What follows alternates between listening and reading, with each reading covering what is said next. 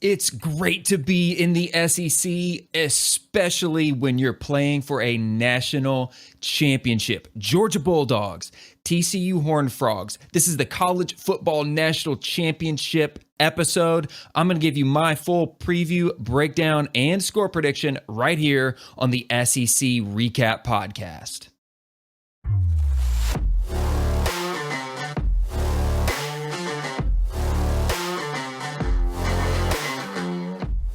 Thank you for tuning in to the SEC Recap Podcast. I am your host, Ben Warren. If you're joining me in audio form on Google, Apple, Spotify, don't hit pause, don't hit stop. Keep this right on rolling, but leave a rating and a review. It takes about 15 to 20 seconds of your time. It's completely free, and it helps me grow the show and reach more SEC football fans. And if you're joining us again on YouTube, thank you.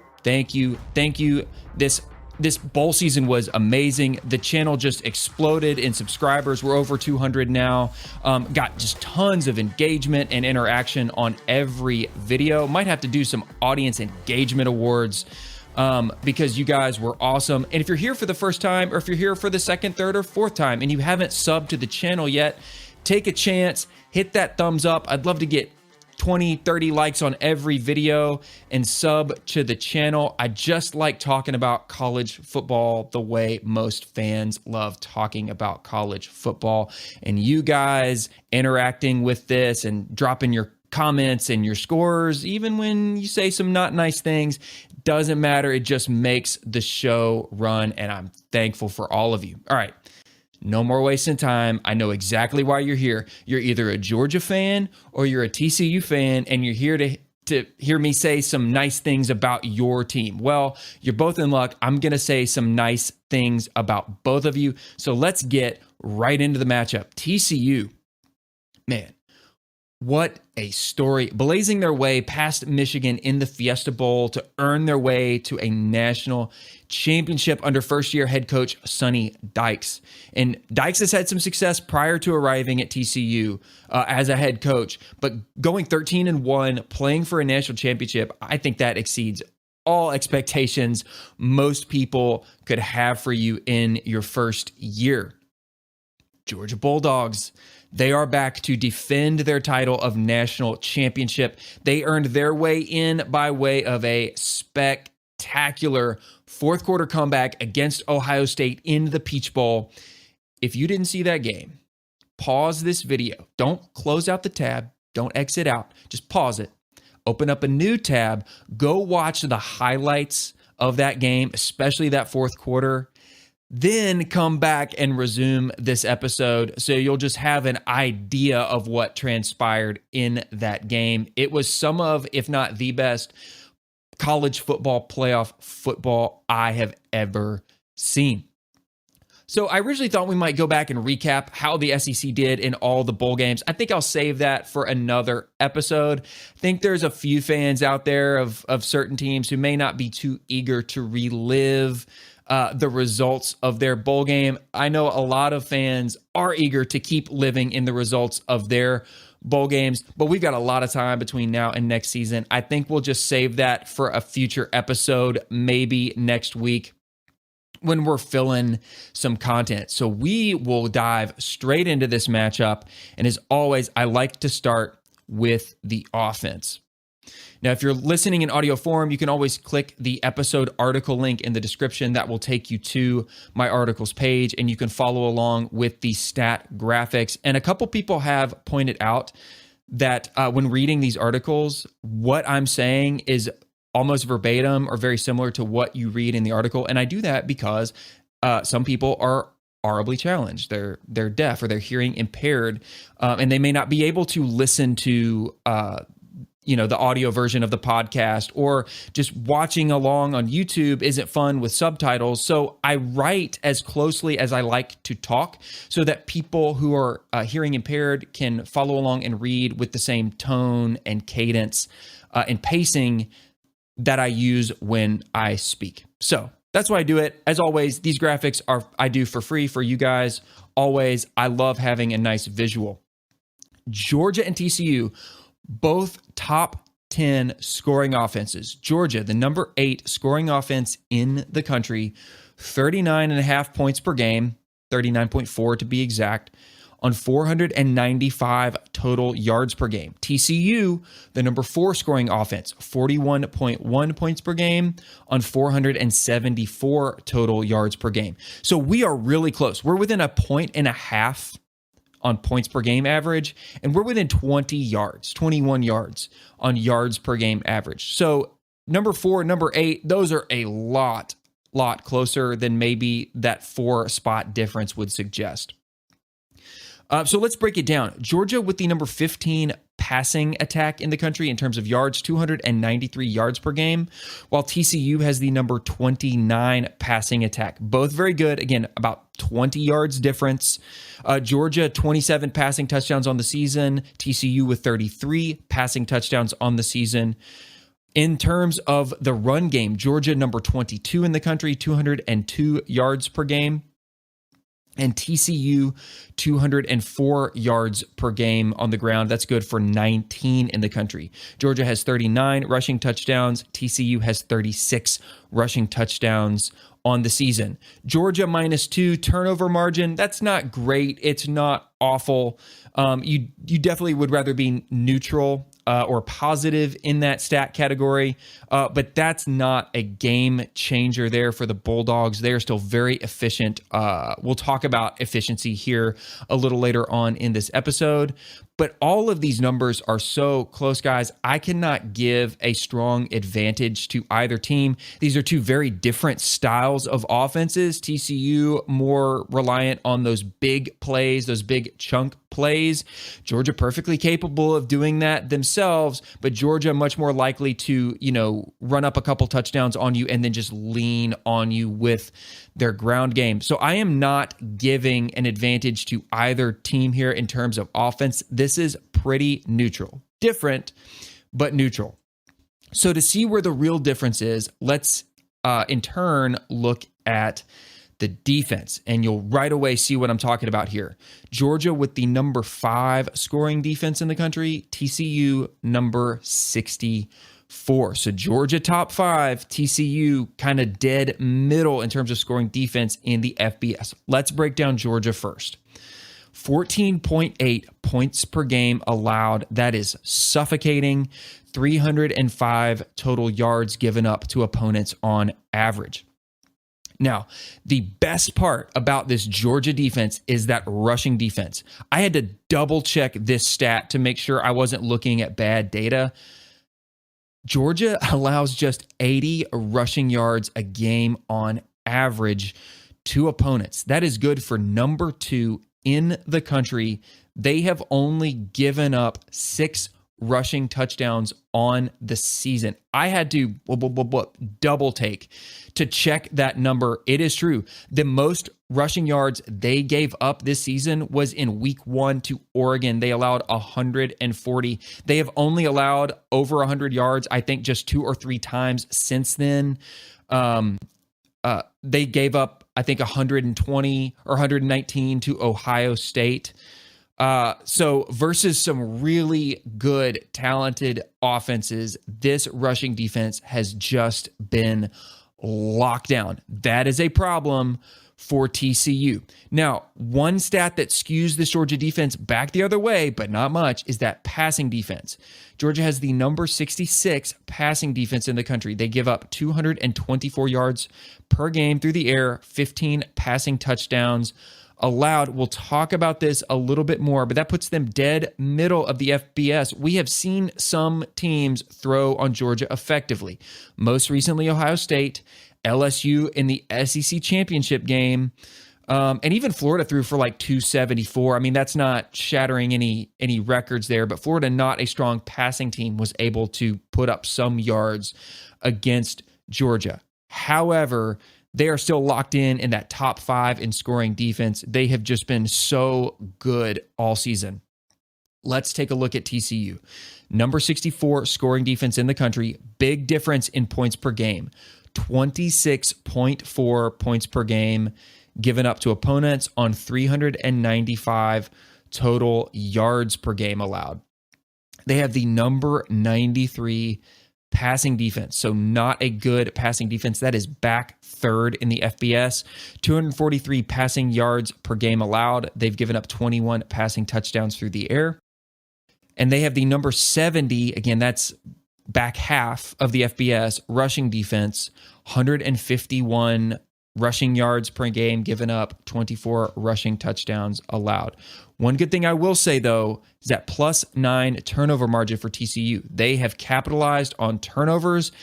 +9 is really, really good. Offhand, I don't have what that ranks them.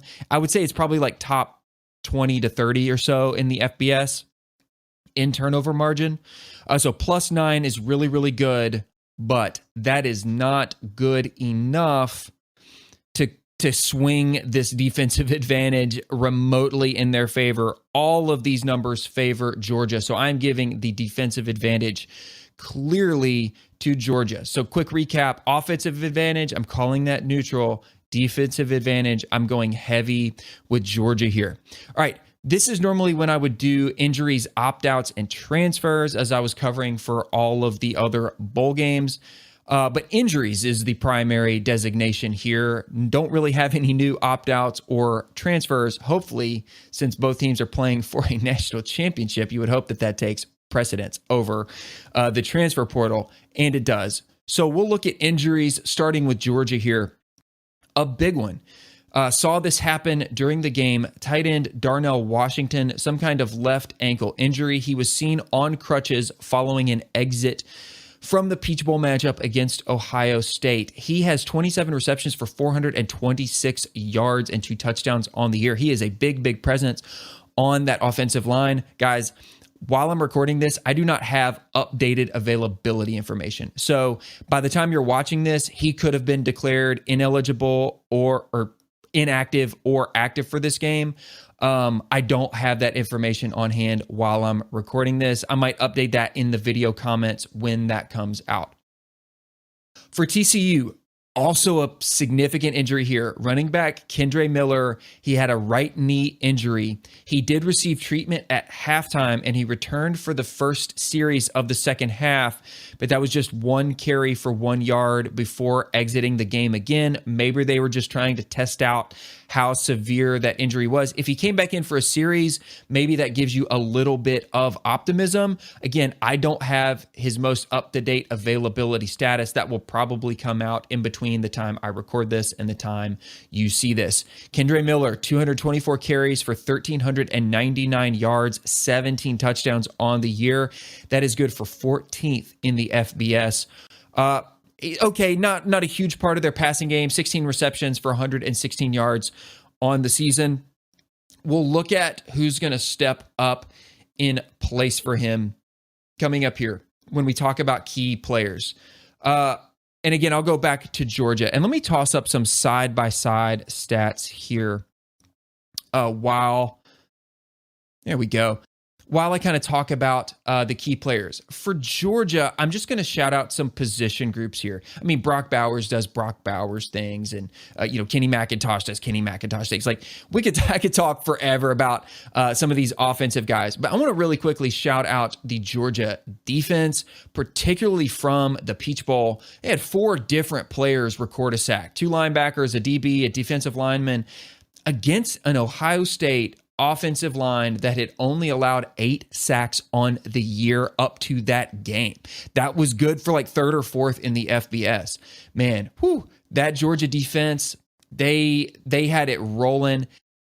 TCU has allowed 24 sacks coming into the national championship game. That's 1.7 per game. So that Georgia defense, I kind of like a lot in that matchup. And we'll get into more of this offense versus defense match here in a minute. Second position group for Georgia, I want to shout out as key players are those pass catchers. And this is something I've kind of been following all season. Most teams distribute the ball to about 6, on average at most, different pass catchers. Georgia regularly distributes the ball to about 10 different receivers, including the running backs. That is a lot more on average than just about any other team. You can find some outliers for most teams, including Georgia, but on average per game, they're distributing that ball to about 10 different people. It just goes to show you how many different people you have to be aware of on Georgia's offense. Bringing me to this guy, special shout out, Arian Smith. Coming into the Peach Bowl, he had 3 catches for 66 yards. That's it. He had 1 catch versus Mizzou for 7 yards, 1 catches versus Tennessee for 52 yards, and a catch versus LSU for 7. He put up 3 catches for 129 and a touchdown. That is getting into like Randy Moss type stat line against Ohio State. He was really, really, really good. So I just wanted to shout him out. I don't know that they're going to have the exact same repeat type of performance. I think game script is going to go a lot differently in this game than it did against Ohio State, but I had to shout that out. For TCU, I'm going to focus on their offense because that is really what makes this team go. Max Duggan, 63.7% completion rating, over 3,500 yards, 32 touchdowns to just 6 interceptions. He's doubled his touchdown total from last season. He makes this offense go. If he can't get a play through the air, he uses his legs. I mean, he has been playing out of his mind in every game all season. TCU does pass more than they run, so I expect Max Duggan and these receivers to continue to try to move the ball in those big chunk plays as they are wont to do. But he also runs in the red zone, guys. He has 127 carries for 461 yards and 8 touchdowns. I also want to mention wide receiver Quentin Johnston. Against Michigan's number 21 ranked pass defense, Johnson had 6 receptions for 163 and a touchdown. Last guy here, Kendre Miller went down in this game, but who stepped up? Running back Emery DeMercado. If Kendre Miller can't play or is limited, I think DeMercado is one to watch. Against Michigan's 7th ranked rush defense, he had 17 carries for 150 yards and 1 touchdown. He averaged 8.8 per carry against that Michigan rush defense. Miller was averaging 7.1. Guys, when your running backs are doing that well, part of that is your offensive line. Now, TCU's offensive line has given up 24 sacks on the year, but clearly they can run the ball well. However, let's go back and look at these matchups. Let me enlarge here. So TCU's offense versus Georgia's defense. Okay, look, TCU found ways to run and throw on a good Michigan defense. They also managed to get 4 turnovers from Michigan. That goes into that +9 turnover margin, right? Michigan was not a strong passing team. They're like 83 in the FBS. But TCU forced Michigan into that style of game because of how fast they got out ahead. Michigan never really had control of that game. I think it's fair to say that TCU's offense is good enough to move the ball on just about any competition. But when we look at the games where TCU was played close, e.g. the loss to Kansas State, the Baylor game, those 2 teams were able to get off the field on 3rd down and create turnovers. Neither of those teams, Kansas or Baylor, were playing from huge deficits. They were playing pretty tight the whole way. Michigan was out of rhythm and mistake prone through the whole first half of the Fiesta Bowl. TCU had 2 offensive touchdowns, a pick 6, recovered a Michigan fumble, held Michigan to a field goal, and ended the first half 21-3. In the second half, Michigan went field goal, touchdown, pick 6, touchdown, touchdown, touchdown before they were forced to punt again. So TCU couldn't really stop Michigan in the second half. And I don't know if I see TCU's defense being able to stop Georgia's offense in either half. Let me pull up the other side of this matchup here. Okay. When you look at this, I don't like how this matches up for TCU's defense versus Georgia's offense. I like TCU's offense against Georgia's defense a lot more than I like TCU's defense against Georgia's offense, if that makes sense. Ohio State didn't exactly stop Georgia's offense in the first half either. Georgia had a missed field goal and an interception.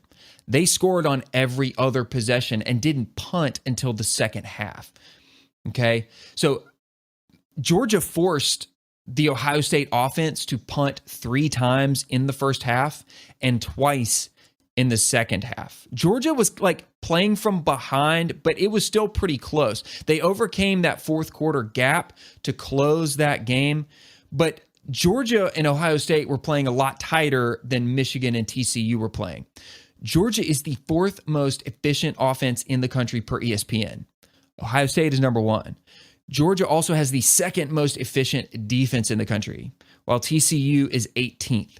I just think the balance and efficiency of Georgia on both sides of the ball is going to be too much for TCU. Georgia showed that they can close a fourth quarter from behind against a top 30 scoring, passing, and rushing defense. TCU is in the back half of the FBS in all of those categories defensively. So I just don't like this matchup in the fourth quarter in a national championship game. Now, Georgia does need to watch out for the big play for Duggan to Johnston. I mean, they will try to hit those, but I think even if TCU does manage to hit some over the top, I don't think that's going to phase Georgia one bit. Let's look at the odds here. So ESPN's FPI has Georgia way out in front at 72.2% chance to win versus TCU at 27.8% chance to win. I mean, the computers think this is really, really one-sided. Vegas favors Georgia at -13. Again, that's the most recent number that I got as I wrote this and recorded this. It could change in between the time I record this and the time you see it. The money line favors Georgia at -550. The over-under sits at 62.5, with team totals for Georgia at 37 and a hook and TCU at 23.8. I actually think this is pretty close. If anything, I might favor the over, and I might even favor Georgia to cover that point total and the spread. Even though TCU is 10-3-1 against the spread and Georgia is 7-7. I know a lot of people picking this game have Georgia winning straight up, but TCU covering the spread. I'm not so sure that's the case. I think this maybe goes a little differently. I think that's a bit conservative, in my opinion. So who am I picking in this game? Look, I've been wrong about TCU all season. I think most people have. They are absolutely deserving of being in the college football playoff, playing for a national championship. What an amazing season for Sonny Dykes, Max Duggan, that whole team. They have outperformed expectations. They out-physicaled a Michigan team that they were a -7.5 point underdog against. They unequivocally, not a -7.5 point underdog. They were a 7.5 point underdog against. They unequivocally earned their right to be where they are. But I think it ends here.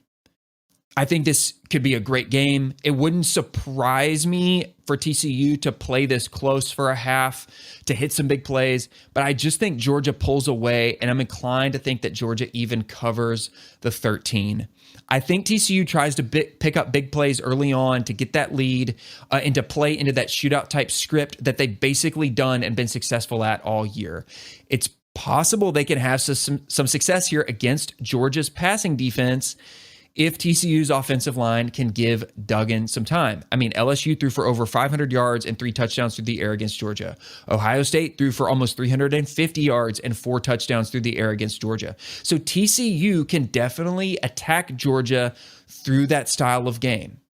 But if Georgia gets sacks, gets third down stops, forces TCU to punt 6 times in this game, I think it's only a matter of time before Georgia takes a lead and then just grinds out the clock. TCU couldn't really stop Michigan once Michigan's offense got some rhythm. I don't see TCU's defense stopping Georgia's offense. This really feels like the type of game where Georgia scores on, 2 or 3 really polished early drives. That might be touchdown, field goal, or touchdown, field goal, or touchdown. And then they just kind of lean on TCU like they've done to so many other teams. They control the clock. They limit the amount of possessions that they give TCU's really explosive offense, and they just grind out this game. I think Vegas is pretty close here. Give me Georgia 38, TCU 24. That actually has Georgia covering, winning outright. But guys, I think Georgia could even go into the 40s here. I think this could easily be 41-24. I think this could be 44 or 45-24. I think it can skew a lot higher than a lot of people picking this game. So there you have it. Bulldogs, I think you repeat. I think you defend that national championship title and you bring another one back home to Athens. TCU, it's been a phenomenal ride, regardless of where you are, who you are, or where you're from.